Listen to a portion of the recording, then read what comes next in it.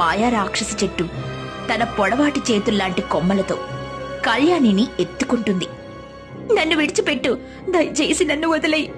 అయ్యో దేవుడా, ఏం జరుగుతుంది? పట్టుకుంది విడిచిపెట్టడానికి కాదు, ఆహారంగా మార్చుకోవడానికి. స్వామి శ్రీరామచంద్ర, మమ్మల్ని కాపాడండి, మమ్మల్ని రక్షించండి స్వామి. ఆంజనేయ, నన్ను కాపాడండి, ఈ భూతం బారి నుండి రక్షించండి. అలా గంగాధరమేమో శ్రీరాముణ్ణి కాపాడమని వేడుకుంటారు. కళ్యాణి ఏమో తాను ఎప్పుడూ కొలిచే ఆంజనేయ స్వామిని వేడుకుంటుంది.